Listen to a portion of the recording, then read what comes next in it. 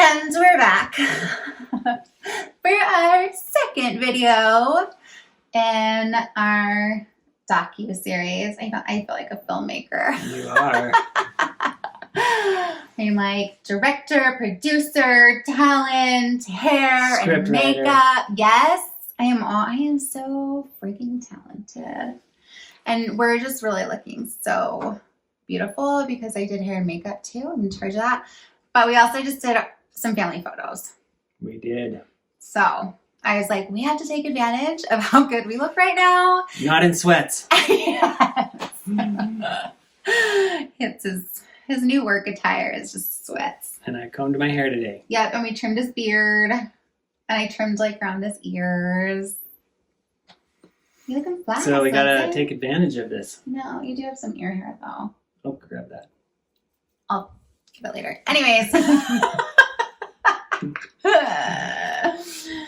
So, if you made it through our first video, Thank you. yeah, that was pretty long. That was long. That was a lot, but hopefully you found some good information, some inspiration, motivation. You've connected with us, especially if you're going through something similar. That's really what this is all about. So what are you going to talk about this time? So we're going to talk about right after I'd received my diagnosis of Ehlers-Danlos syndrome, and we kind of started going down the vascular compression, Nutcracker, Maytherner, SMAS path. And we started getting all of these diagnoses and figuring out all these things that were wrong with me, and I felt like caca, poo-poo all the time, and so we were pretty scared and overwhelmed and in a lot of shock with all of the information that we were receiving. So I really wanted to live like I was dying. I know it's not funny, sorry. And so because I was, and unfortunately COVID had just started really happening, and so I wanted to kind of detach from everything, all of the stress from COVID and the stress from my health, and go on a trip. Unfortunately, COVID made planning a trip really, really tricky, and we were dealing with travel restrictions and social distancing and being at high risk, and so our options were really, really limited. So we decided to go camping because we have a trailer we can camp in, and thought that we could go down to Lake Powell. It's several hours south of where we live, and it's a place that a remote area of Lake Powell. It is shore camping. Very remote. And we decided to do that because we felt like there wouldn't be a lot of people there. We'd be able to find a camp spot. We also love to be able to disconnect and go camping with our kids without cell phone coverage or service, because it's really nice to have, the teenagers not be able to just sit on devices and stuff, and actually enjoy each other's company and activities together. Anyway, so we chose to go to this place called Warm Creek Bay. It's out in the desert. Lake Powell's in the desert, but this you have to drive way out into the desert, dirt roads, things like that, get out there. And so that's what we decided to do, and try to make some memories, have a good time, and have some memories with the kids and stuff, just in case something didn't go well. I think I was really nervous about how this could change the course and trajectory of our lives, especially after learning about EDS, and it really answered a lot of questions about the why and what, and things that had gone on in previous surgeries. having vascular fragility, hemorrhaging, lungs collapsing, just a lot of scary complications and things after surgeries. And so now knowing that I also had EDS and we were looking at, a kidney autotransplant and vascular surgery, I just felt it was so important to make these memories with my kids despite the risks that we were facing, and the stresses that, or things we were worried and concerned about, and going someplace so remote. We made this choice to go down to the middle of nowhere, right, for vacation, and that obviously brings up concerns sometimes. And some of the concerns that I had, based on our history with unexpected trips to the emergency room and all sorts of things that could just randomly pop up when we're at home, being out in a remote location was a big concern for me. I just didn't want her to feel uncomfortable or in pain, or if we actually needed to get medical care or something like that. I mean, we're a long ways away from a hospital or a doctor's office or anything. So that was a big concern, obviously access to medical care. And then just in general, like for me, like my biggest concern is just like, even if we didn't have to go somewhere, like, you're in a harsh environment, it's really hot, if you're not feeling well or in pain or just having a bad day, like, it's not comfortable. Like you don't have your comfy bed or clothes or whatever, and we're out and you're just kind of stuck with what you have, and so those are concerns I had mostly, with going.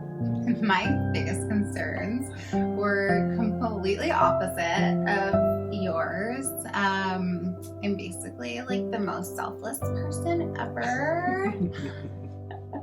And I wasn't really worried about myself. I just had the mindset that I was going to go and make the best of this no matter what happened, knowing that it could be a complete disaster.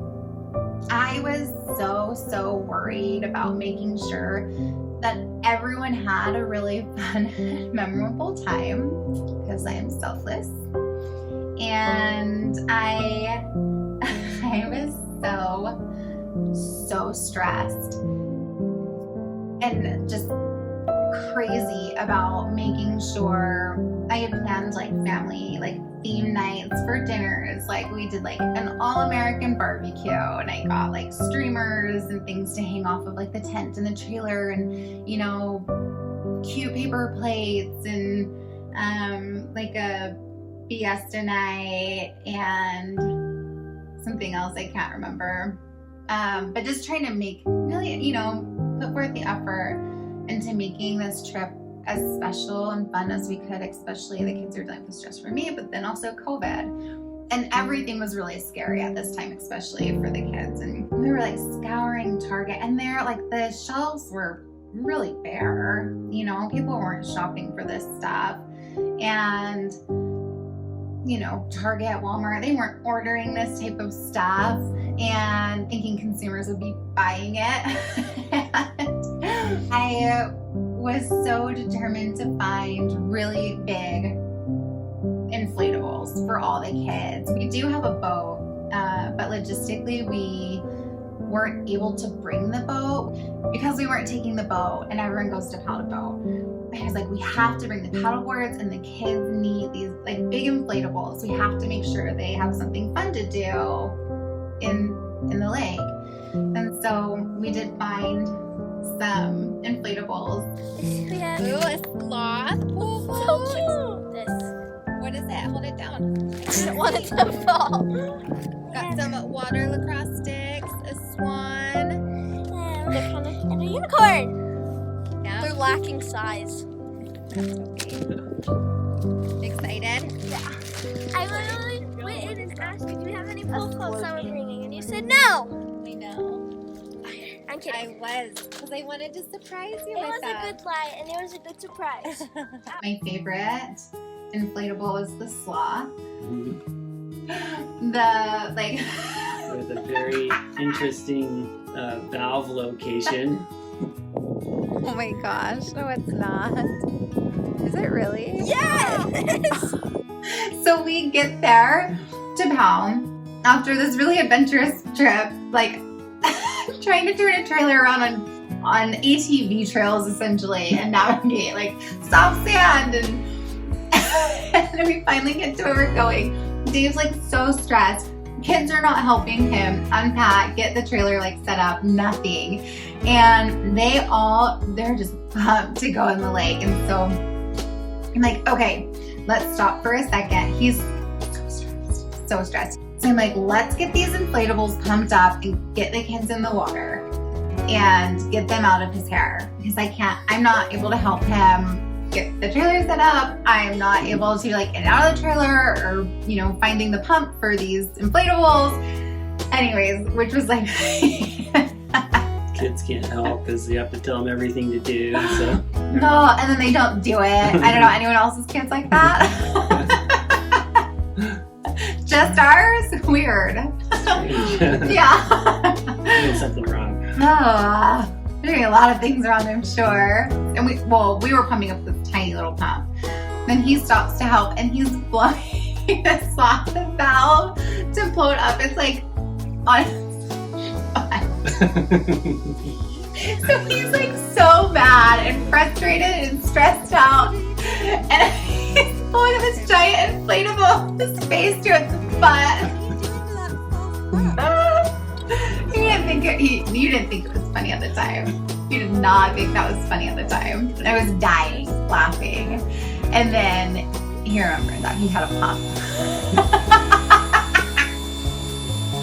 After he like just kissed this sloth's butt for 30 minutes. Remember that he has like a pump that he can pick up and start a generator and pump them all up very quickly.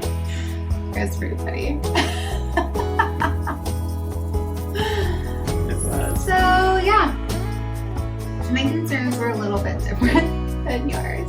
I mean, I obviously had some of that stuff in the back of my head, but I also just wanted to be able to live life in the moment and make some memories with the family and have a good time, have good stories. All right, B, so how do you feel like Lake Powell went? It was fun because me and Perry bonded a lot. Mm-hmm. Aww. How'd you guys bond? Well, like, I made him go on the paddleboard with me a lot. Mm-hmm. And You guys were so funny on the paddleboard. me and Perry, we were like trying to do handstands, and then he went and like jumped on the back and threw me off. What was the most unexpected thing we ran into when we went camping? The bumps. Bumps? What bumps? Yeah, what? What are you talking about? I remember when we were trying to get there.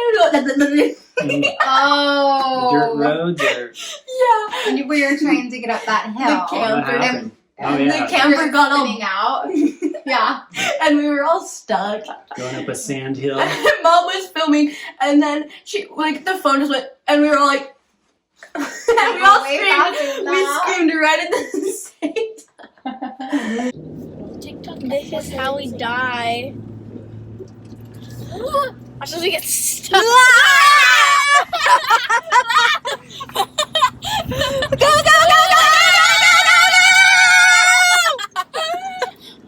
We're not going to make it up this way. Oh, that was good. Really funny. What was the funnest thing you guys were doing there? Either paddleboarding with Perry or cliff jumping. Mm-hmm.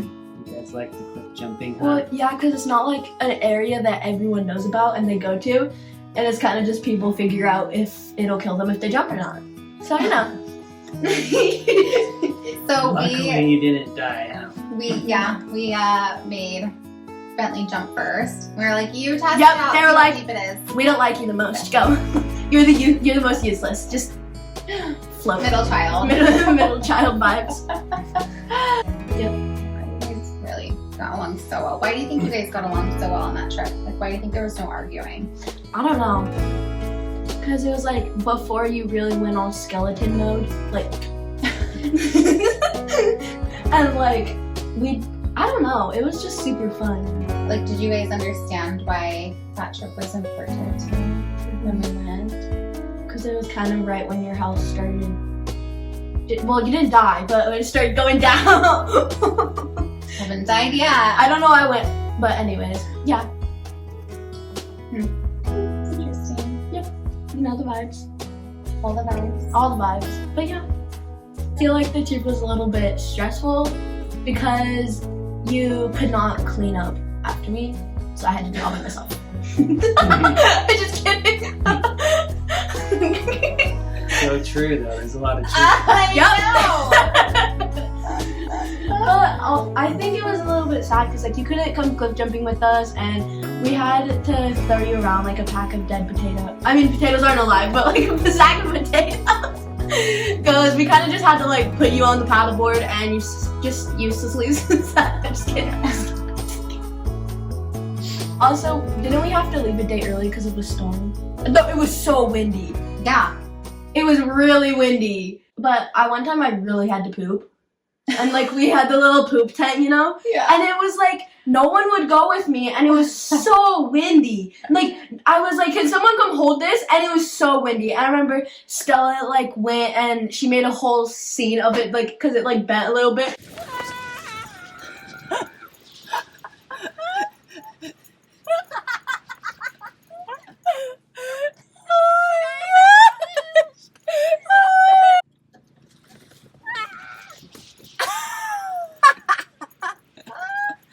You want someone to hold the tent up? I'm okay. And I was there holding it. I was like shaking and it was And she wouldn't do it for you? No one would hold it for me. Oh.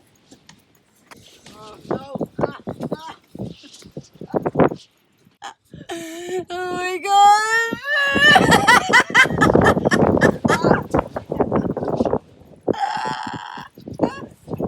Like you could hear the wind coming before it hit where we were, and it would just blow this thing over like while we were in it. So like there were kids would be in there and the wind would blow the tent, it would smash down on them right there trying to go to You the could totally bathroom. see like the outline of the back of their bodies.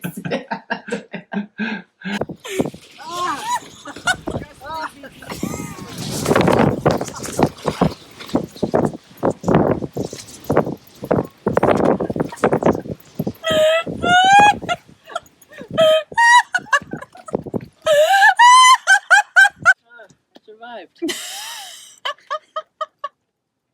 And so I was just went and pooped by myself, and the wind was like, and the tent blew over. I was like, Happened then- to everybody. yeah, and then everyone was like, oh, you're fine. All right. I love you, kiddo. Go Love you, kiddo. skateboard. Okay. And scene. Cut. Wait. I don't think I gave her enough payback. I kind of want to go back. And look, freaking whacked me with a stick. She left another one. Let me see, P. Yeah, I'm not So did finished this yet. start over? It's self-defense!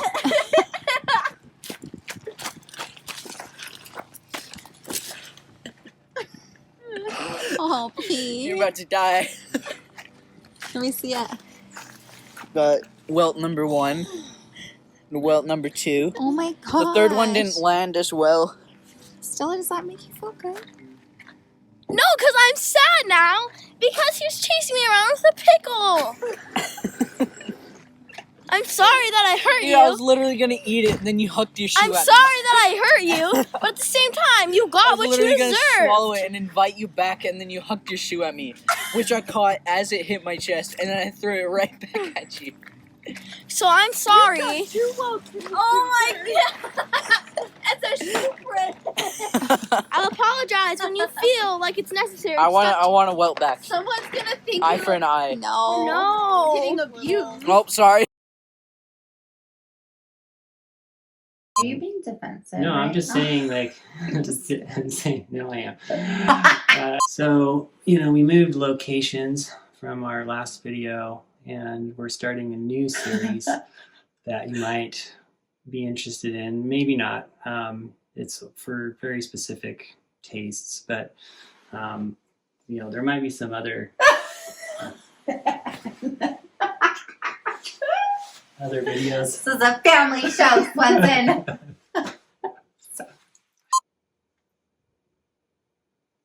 Well. What else? Oh, I was so excited and I totally forgot. Wait, stay here. Okay, close your eyes, okay? Okay? Don't let. Close. Don't let. Okay, look. Oh, nice! We finally got a real